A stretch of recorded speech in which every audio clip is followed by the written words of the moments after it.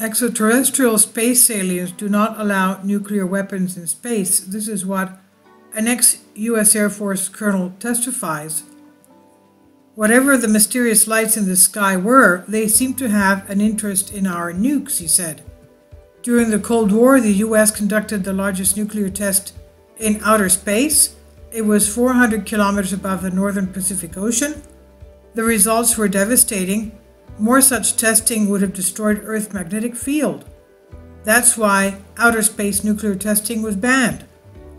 Also, some accounts of U.S. military personnel, including NASA astronauts, convey that extraterrestrials were behind the nuclear missile testing in outer space, and they even put surveillance on the nuclear facilities on Earth.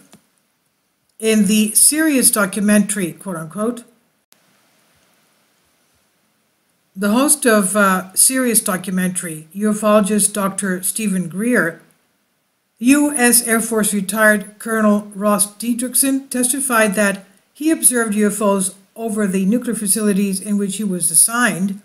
He says besides that, the extraterrestrials were not allowing nuclear weapons in space. He said they stopped the nuclear missile that was sent to detonate on the lunar surface. The U.S. was in the urge to demonstrate its power to the Soviets. So that was stopped. Colonel Ross Dietrichson was assigned to the U.S. Atomic Energy Commission. A long service with the Energy Commission between 1950 to 1958 included contract administration duties at Nevada test sites, Pacific Nuclear Test Area west of Hawaii, nuclear weapon manufacturing and quality assurance in Albuquerque, New Mexico, and inspection of nuclear and non-nuclear facilities throughout the country. He served with the 5th Air Force in Japan and later as a ranking colonel, officer in charge of the Pacific Unified Command, TM's alternate command and control center in Hawaii. In 1962, he was transferred to and served as deputy for material for 832 Air Division at Cannon Air Force Base, Clovis, New Mexico, and he retired from the U.S. Air Force in 1964. The colonel said, "A couple of nuclear weapons that were sent to space were destroyed by the extraterrestrials. Our government sent nuclear weapons for the explosion on the moon's surface. It was intended to, as I understand it, assess some scientific data and reactions and so forth.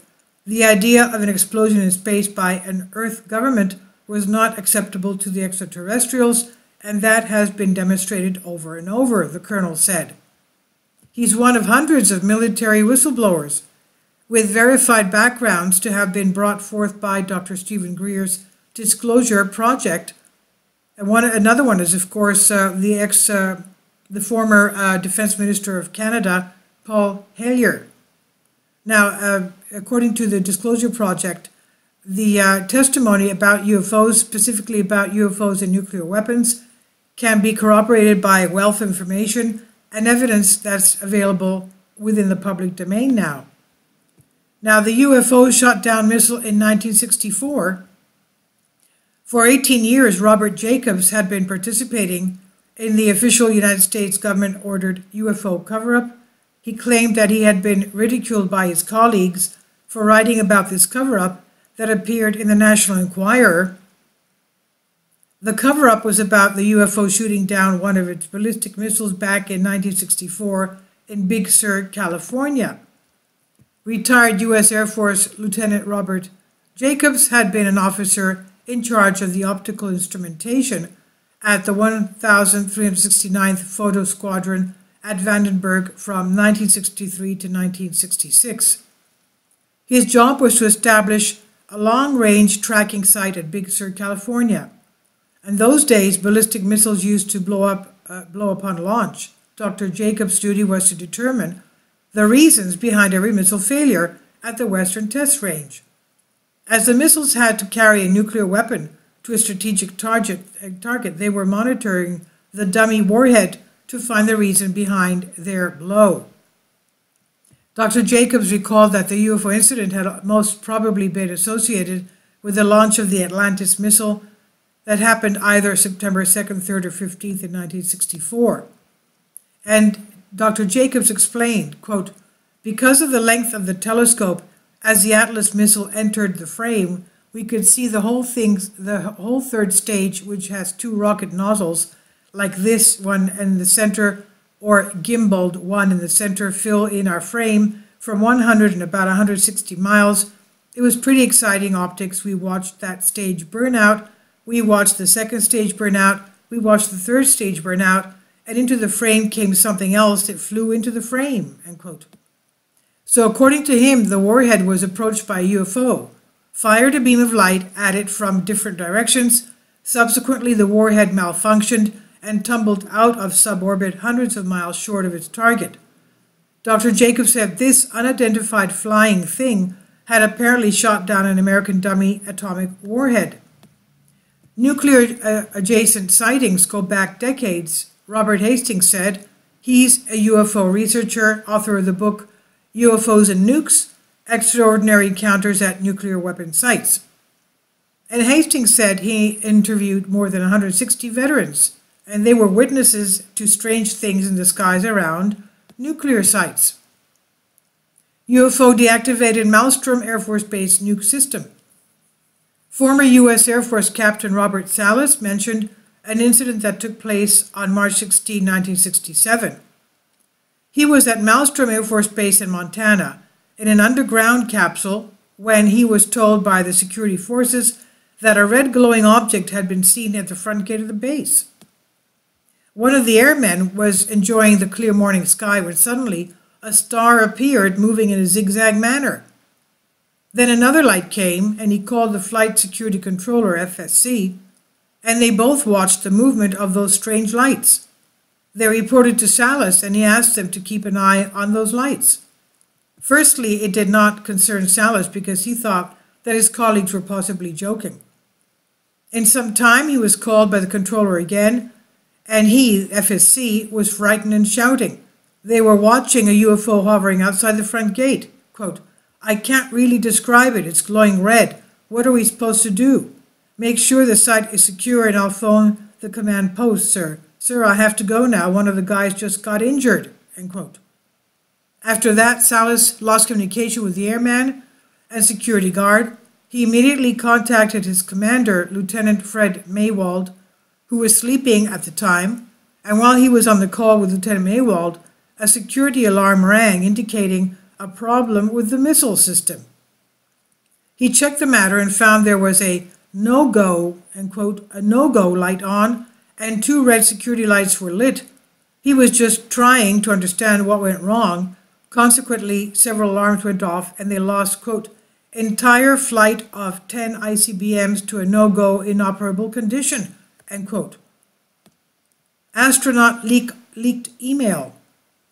Then in 2016, WikiLeaks revealed thousands of emails that were allegedly linked to Hillary Clinton's campaign. Emails unfolded secret information shared with Podesta about UFOs and ETs. In 2015, he received emails from astronaut Apollo 14 Edgar Mitchell that expressed his concern about the weaponization of space and its impact on ETI, extraterrestrial intelligence. Despite the fact that aliens might be violent as shown in various sci-fi, the notable astronaut called them non-violent in an email. In January 2015, he sent an email to Podesta asking him to have an urgent meeting to discuss disclosure and zero-point energy, ZPE. He was concerned about peace in space. And Mitchell wrote, quote, "My Catholic colleague Terry Mansfield will be there too to bring us up to date on the Vatican's awareness of ETI, extraterrestrial intelligence. Another colleague is working on a new space treaty, citing involvement with Russia and China. However, with Russia's extreme interference, I believe there must pursue another route for peace in space and ZPE, zero-point energy, on Earth," end quote. Mitchell emailed Podesta again September 18, 2015, when he wrote, "Because the war in space race is heating up, I feel you should be aware of several factors as you and I schedule our Skype talk. Remember, our nonviolent ETI from the contiguous universe are helping us bring zero-point energy to Earth. They will not tolerate any forms of military violence on Earth or in outer space, end quote. It was confirmed by one of Mitchell's collaborators that the meeting between Podesta and him never took place, and during the 2016 election campaign, Podesta declared he would convince Hillary Clinton to declassify as many UFO files as possible. In 2014, he tweeted that his biggest failure during the Obama administration was not to ask them for the release of the UFO files. And Apollo astronaut Edgar Mitchell died in 2016, but for his entire life, he was a pacifist and a promoter of ETI reality. According to him, zero-point energy is the ultimate energy source from which all matter derive. And this is information from History Channel. It's on Collective Spark. Please leave your comments, and thank you for your support.